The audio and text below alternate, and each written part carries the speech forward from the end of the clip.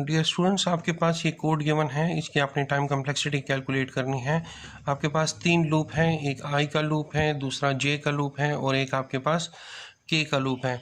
आई का जो लूप है वो उसकी condition I is less than equal to N है, जे की कंडीशन जो है J is less than equal to I है और के लूप की कंडीशन आपके पास K is less than equal to N है।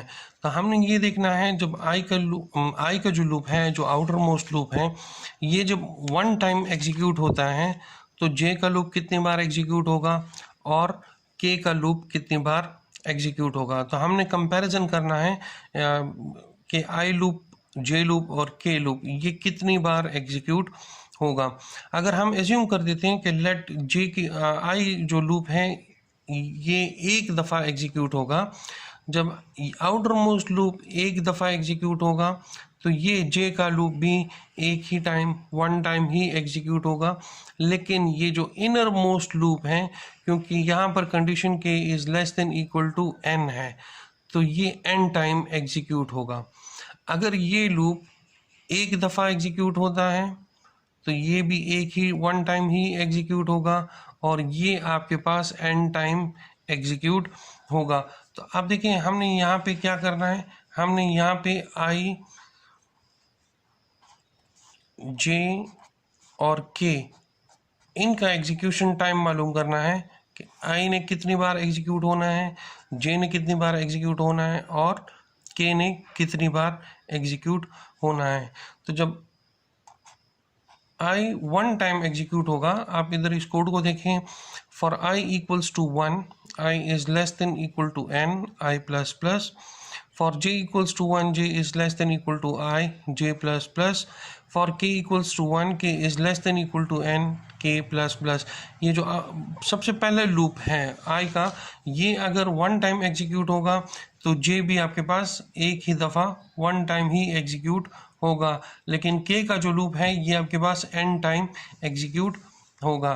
तो देखें जब I वन टाइम एग्जीक्यूट होगा तो जे भी आपके पास वन टाइम एग्जीक्यूट होगा और के का लूप आपके पास एन टाइम एग्जीक्यूट होगा। इसी तरह जब आई की वैल्यू 2 हो जाएगी, जब आई दो दफ़ा एग्जीक्यूट होगा तो जे का लूप भी 2 टाइम्स एग्जीक्यूट होगा और के का लूप आपके पास 2n टाइम्स एग्जीक्यूट होगा। सिमिलरली अगर आई 3 टाइम है तो जे भी 3 टाइम है और ये आपके पास 3n टाइम्स होगा। अब आपने क्या करना है, देखें के का जो लूप है हमने बेसिकली इसकी एग्जीक्यूशन मालूम करनी है कि इसने कितने टाइम एग्जीक्यूट होना है, वही टाइम कम्प्लेक्सिटी होगा इस पूरे कोड का। तो आप अगर इधर एक पैटर्न देखें, अगर आप मैं इसको इधर 1 लिख दूं, दैट मीन्स ये के का जो लूप है 1n 2n 3n ये इसी तरह बढ़ता जाएगा अप टू n तक।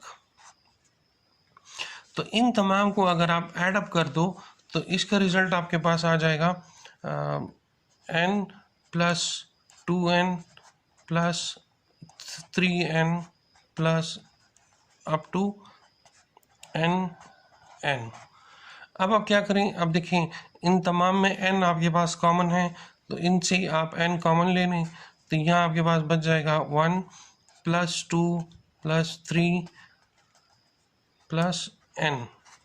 ठीक है, अगर आप इसको देखें 1 plus 2 plus 3 to to n, ये आपके पास अरिथमेटिक सीरीज़ है और अरिथमेटिक सीरीज़ जो है वो बराबर होता है n into n plus 1 divided by 2 के, और ये n अपनी जगह पर आ जाएगा। इसको आप फर्दर सिंप्लीफाई कर दें, ये आपके पास आ जाएगा n, ये n आप अंदर मल्टीप्लाई कर दें तो this become n square plus n divided by 2। अब यही n आप अंदर दोबारा मल्टीप्लाई कर दें, ये आपके पास बन जाएगा n cube plus n square divided by 2। तो अब इसमें देखिए, इसमें आपके पास हायर ऑर्डर टर्म कौन सा है, n cube. So the given code जो है इसकी टाइम कम्प्लेक्सिटी आपके पास क्या आएगी, t ऑफ n, ये आपके पास आएगी big O of n cube.